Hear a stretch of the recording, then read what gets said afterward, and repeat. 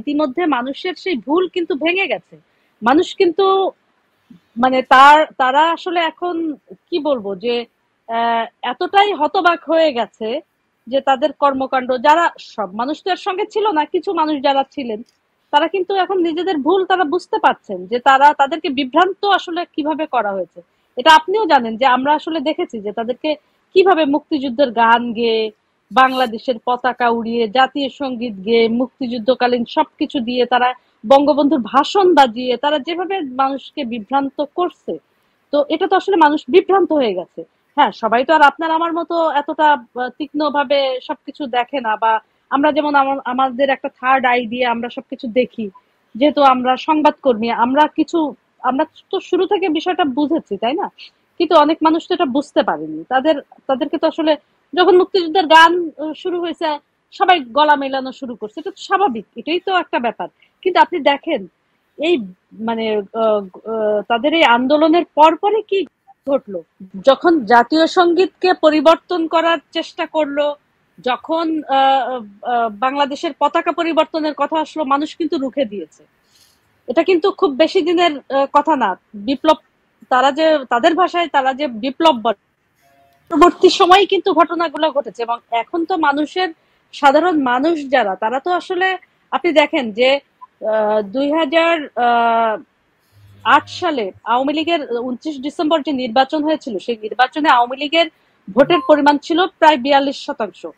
আপনি এখন দেখেন, এখন যদি ভোট হয়, সেইখানে আপনি দেখেন যতগুলো অনলাইন জরিপ আছে, প্রত্যেকটা জায়গায় 50-এর উপরে কিন্তু আওয়ামী লীগের সমর্থন মানে মানুষ দেখছে। এবং আপনি দেখেন যে আগস্টের ঘটনার পরপরই বাংলাদেশ ব্যাংকে যে নির্বাচনটা হলো, সে নির্বাচনে কিন্তু আওয়ামী লীগই জিতেছে।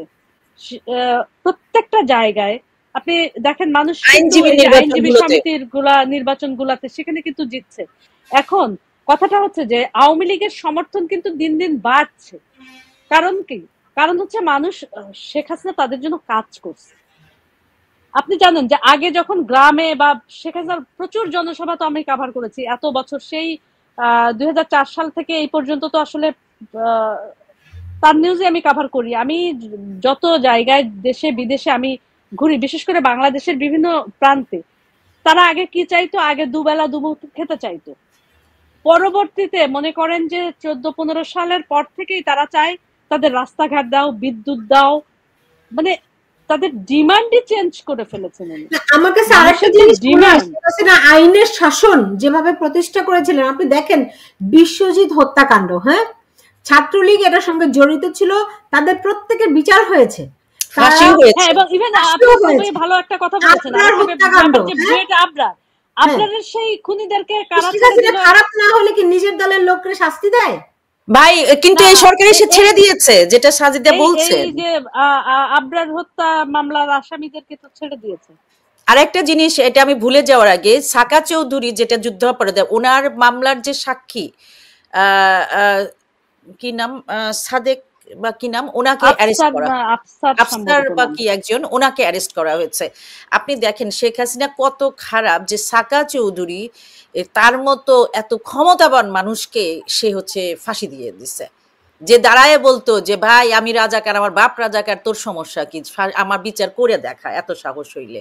আরেকজন যে বিদ্যুতের যে জায়গাটা বললেন, যে আমাদের সময়ে আপনারা মনে রাখতে পারেন যে 2000 এটা বোধহয় 8 পর্যন্ত বিদ্যুৎ কখন আসতো এইটা আমাদের মনে আছে, চেষ্টা করতাম যে মনে করার জন্য। বিদ্যুৎ 1 ঘন্টা ছিল, এটা আমাদের মনে থাকতো, কিন্তু যে সারাদিন বিদ্যুৎ নাই।